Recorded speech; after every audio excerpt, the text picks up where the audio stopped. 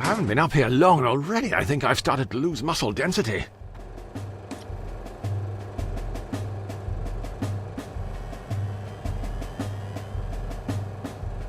In a bygone era, we could have just stuffed a child down there. Triple action! Removes grease, fights odours, preserves one's dignity while attempting to squeeze through a narrow opening. The holy trinity of cleaning products. If you want a job done around here, you've got to do it yourself. Whilst that did smell like a spring breeze, it did chafe a turd. I think I'd better go carb-free when we get back to old Blighty.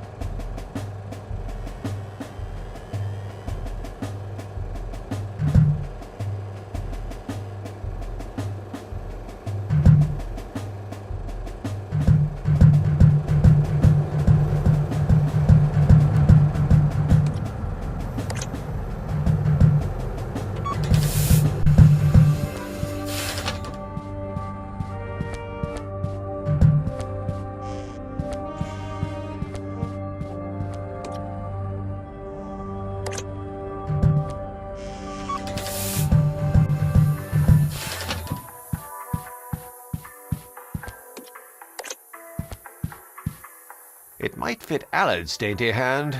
I've a bit more girth.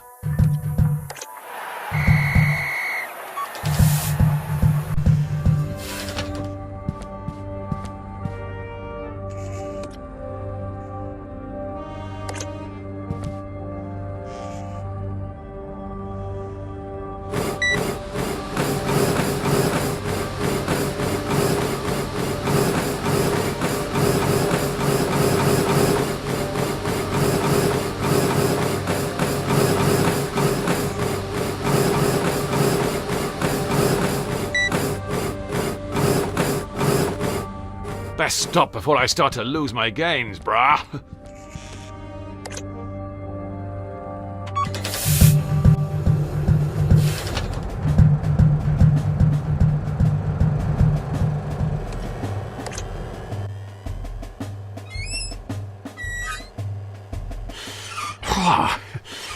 I haven't been up here long and already I think I've started to lose muscle density.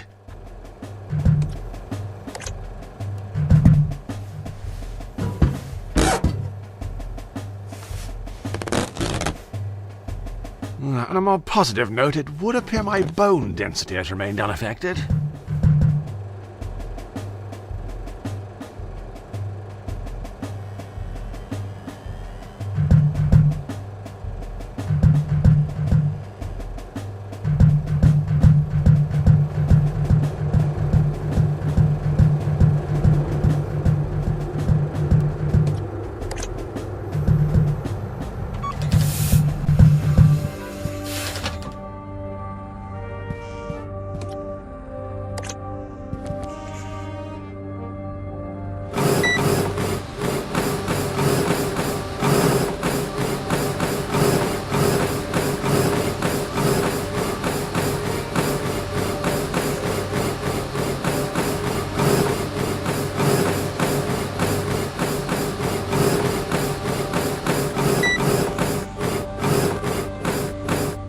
It's just like exercising at the gym, albeit without the judgment of others.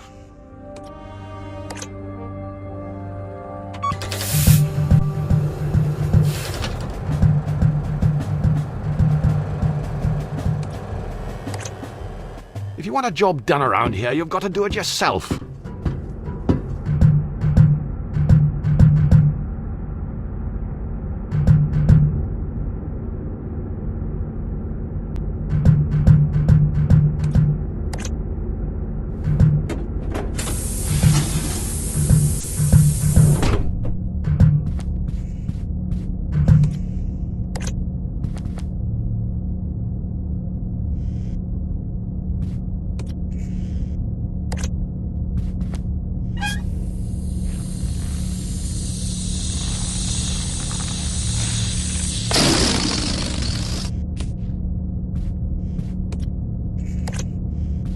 I'm sure this'll come in... Wait for it.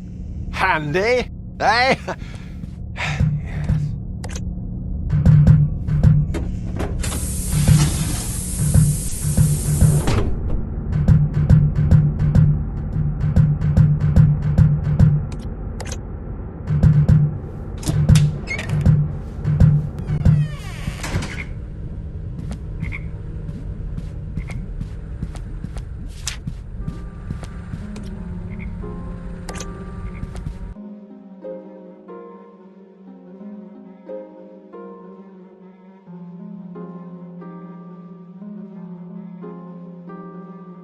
It isn't great for the environment.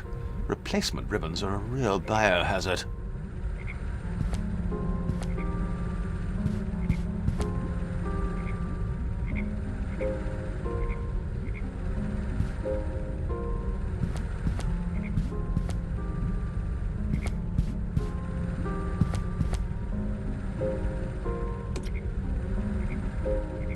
How very retro.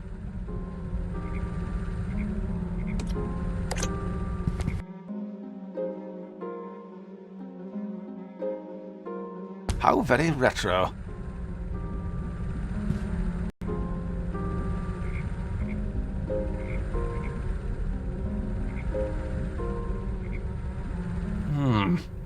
Property of Irvin Schrödinger.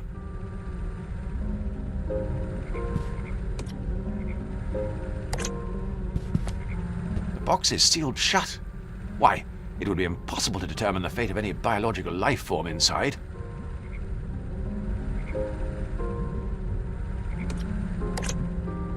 The box is sealed shut. Why, it would be impossible to determine the fate of any biological life form inside.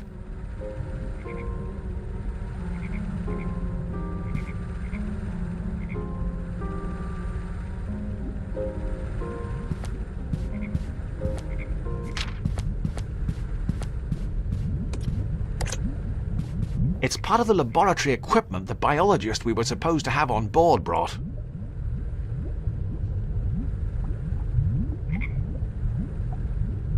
I'm not sure what happened to him. No one's seen him for weeks. Not to worry. I'm sure he'll turn up.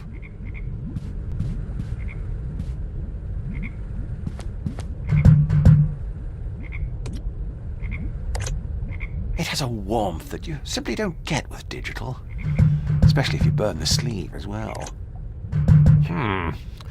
It doesn't appear to be working.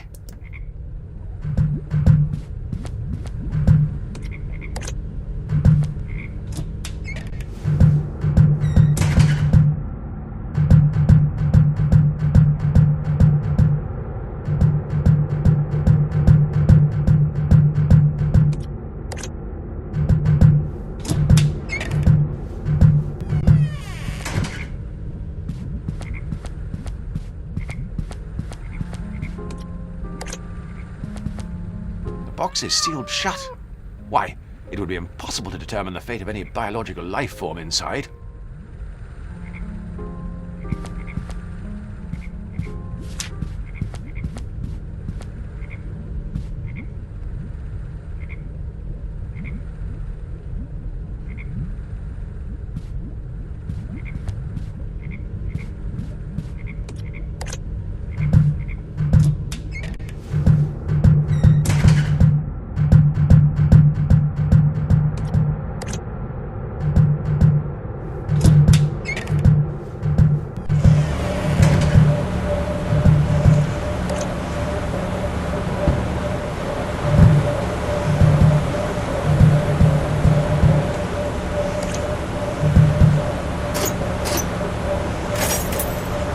It's a precision-engineered German motorized screwdriver.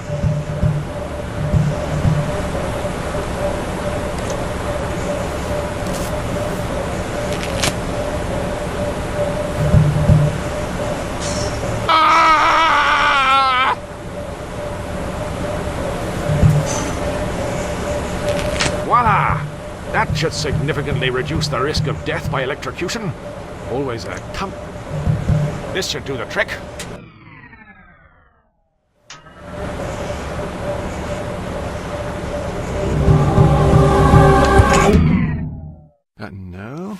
That's...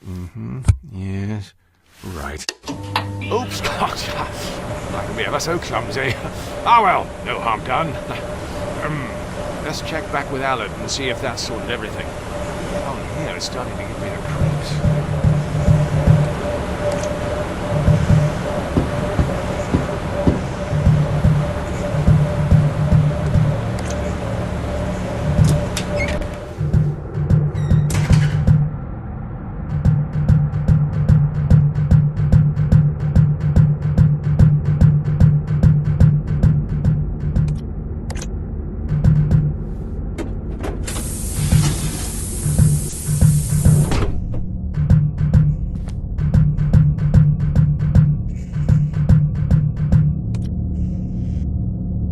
I've always thought it was a big risk having an airlock.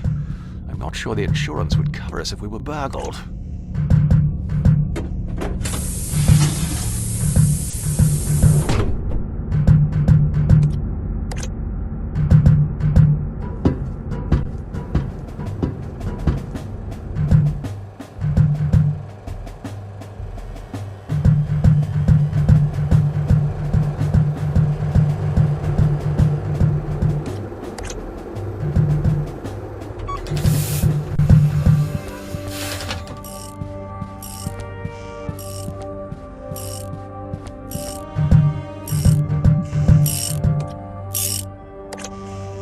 Sub-Lieutenant Jones!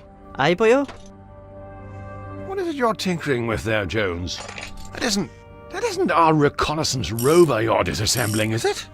Well, but, funny story. While you were downstairs attending to that very complicated, laborious task, flicking that switch on and off, I've been running a variety of pre-mission calibration tests on the Beagle 2-2. I presume that's why the floor's covered with bits of toy Hot Wheels track. Firstly, the fact that this modular vehicular pathway simulation system happens to be mass-produced and branded as a children's toy is irrelevant. And secondly, yes. That's all well and good, Sub-Lieutenant Jones. However, if I recall correctly, we were specifically advised that the Beagle 2-2 tended to function significantly better when its complicated array of electronics and mechanical components were positioned inside its aluminium housing. Look, I just have to make a few minor repairs. During a centrifugal force resistance simulation, the rover proved exceedingly resistant. So it flew off the loop bit? That would be a valid interpretation of events, yes. Sounds like I'm going to be required to go on some kind of scavenger hunt. What do you need? To get the rover going again? For the time being, that's all I feel I'm obligated to offer, yes. I think the rigorous nature of the, test may have burned out the main motor. I see. So, I'll have to find something to create some sort of electromagnet that'll revolve when a current is passed through it. I'll have to fashion a pulley system of sorts to drive power to the wheels. Something with a taut elastic band should do the trick, like an alluring undergarment. Now, if I was to remove the elastic... Alternatively, but you could just always grab me a spare. We've got a cupboard full of them. Who's driving the boat? Nobody. We're tied. I turned the autopilot on. She was only installed a week ago and already her standards are slipping. I don't suppose you noticed anything out of the ordinary earlier when I was performing that emergency systems reset procedure. Specifically immediately once the power came back on. No. Why, should I have? Well, I don't know. Probably not. Forget I mentioned it. Be sure to put your toys away when you're done.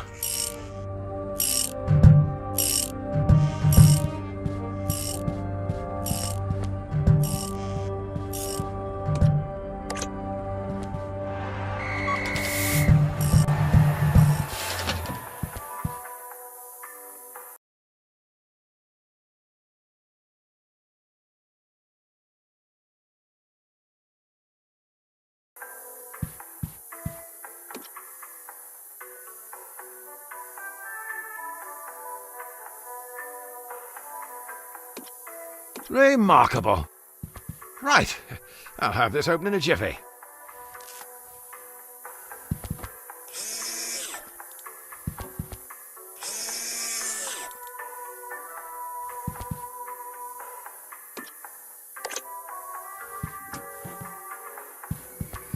Aha!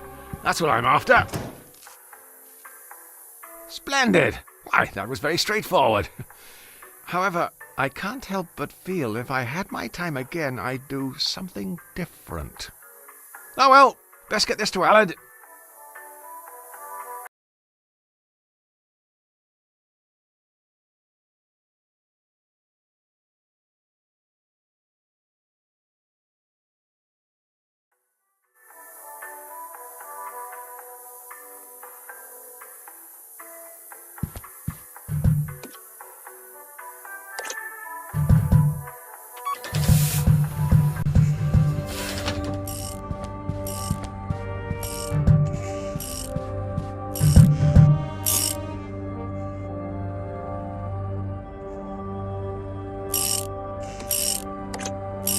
I don't suppose you'd have any use for this premium German motorized screwdriver? Ah, cheers, Bert. Stop, Lieutenant Jones! What are you doing? Relax, Bert. Relax! Do you have any idea how expensive parts and servicing are for that thing? Look, I have an idea. I'm sorry, I presumed that was the motor I could smell burning. Look, we can replace the motor in the Beagle with the motor in this screwdriver. It's probably more reliable than our own spares anyway. Great thinking, Sub-Lieutenant Jones. Why? It's intuitive thinking like that that won us the war. Of independence? No, the other ones.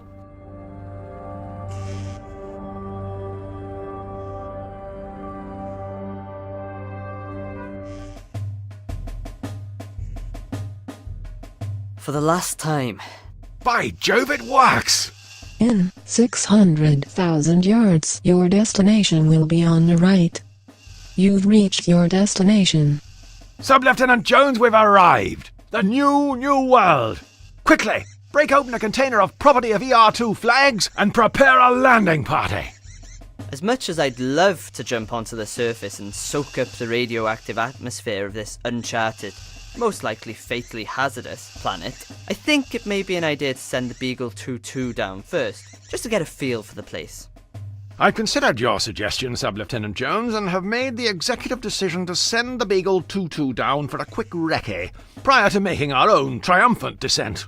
The extra time will allow us to properly consider which 19th century member of the aristocracy to name this place after.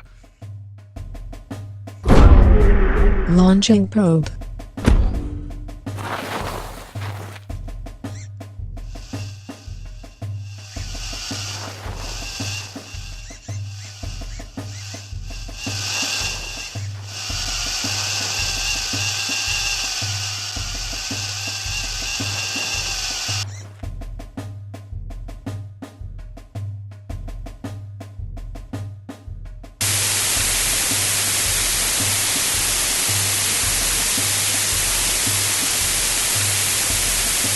What the devil? Sub-Lieutenant Jones, quickly! We've been outmaneuvered! Someone's got here before us! We need to find out who that jolly well is and eject them from Her Majesty's new world post-haste. Set us down!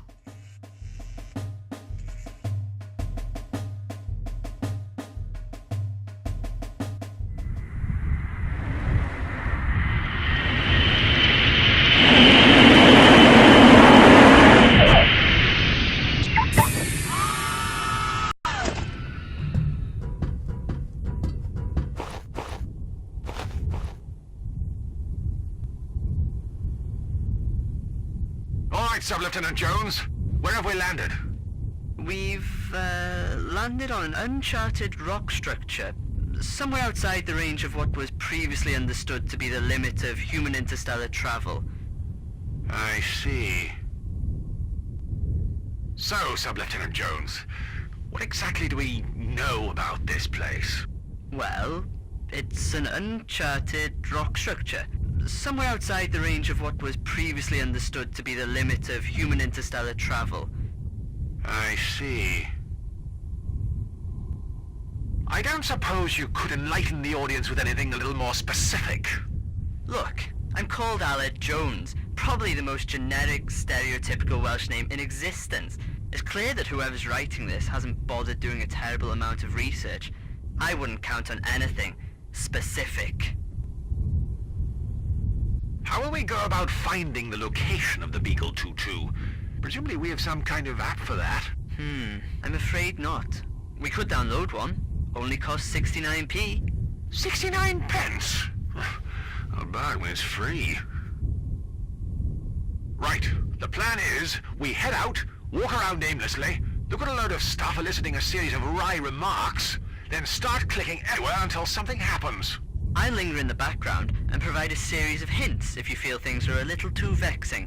Why break tradition, eh, Sub-Lieutenant Jones? Let's go!